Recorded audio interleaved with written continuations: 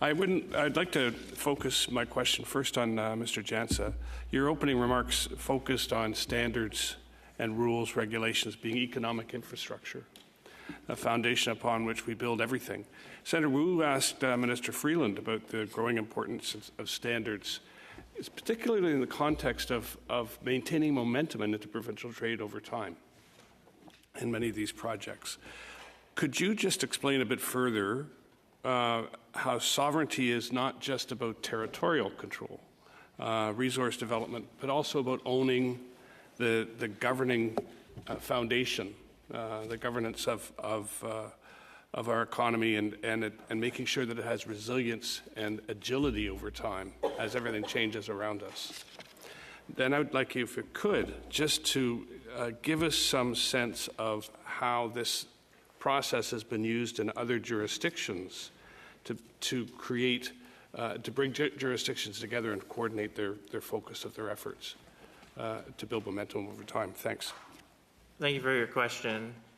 To start with the latter, I would say Canada's standardization versus its regulatory legislative system are separate in comparison to jurisdictions like the European Union, the United States, or the UK as examples, where their legislative, regulatory, and standardization systems are actually integrated, where it's quite clear through like national interest projects, the government, public-private sector collaboration with respect to rule setting associated with are structured into standards instruments and conformity assessment. And then there's a presumption of conformity when organizations are in conformity with. Unfortunately, in Bill C-5, we don't see any reference to standards at all. Meanwhile, you have provinces and territories referencing hundreds of thousands, and likewise, the federal family as well.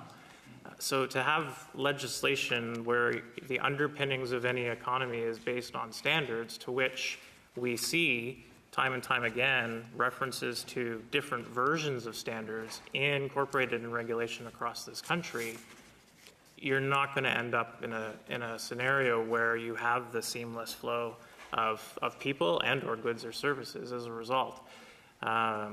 So I think it's unfortunate. I also think that you have a top-down approach to establishing what in fact becomes comparable requirements. And to do that through a minister, I think, is complacent to having the type of collaboration, the expert-driven, adaptive process that's necessary to, in fact, build consensus, not only behind the projects, but behind the people that ultimately build these projects and the rules that provide for a trustworthy infrastructure. So I would... Thanks very much, Mr. Jansa. I want to focus, have each of you, if you could, just respond to something that surprised me in the technical briefings. I asked the officials at the technical briefing of C-5 about the use of standards and their value in getting everybody on the same page, because they're inclusive. There's all stakeholders are at the table. They're transparent, agile, constantly being updated. I was amazed that the officials said that the regulatory development process is far more transparent and is preferred by industry. My experience is it's not, and it certainly isn't agile. So if I could just have your response from each of you, perhaps starting with Mr. Jansa. I think I've only got about a minute left, so 20 seconds or so each. So quickly here, consultation is not collaboration, and so I would say the regulatory process by design has a one-way flow of information, if you will, with respect to what ultimately then becomes the rules that set the benchmark. Whereas when you look at standardization, and it's a collaborative model where it's consensus-driven, where you have both public, private, nonprofit, academia, Indigenous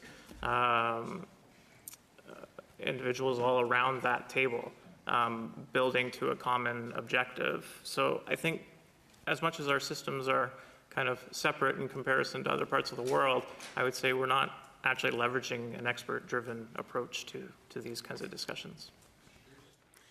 I don't think we have a specific position between standards and regulatory, but I'll just say in my time I've seen very positive regulatory processes and very negative ones, and I've seen very unhelpful standards processes and then exemplary standards processes. So I think the tool when used effectively, it's all about bringing expert opinion and the people that are going to be impacted by the policy to the table. And so we just encourage that consultation occur. Mr. Khosla? Yeah, thanks. Just very quickly, this is outside the swim lane of our report, but I would argue, and having had some experience, that standard setting alongside with industry can only help but codify things in a much richer way going forward. I think for the purpose of the projects piece, what we're saying just very clearly is there's not a good alignment amongst the regulators that watch over all of these projects, and that has to be better aligned with the 4-point frame. Thank you, Senator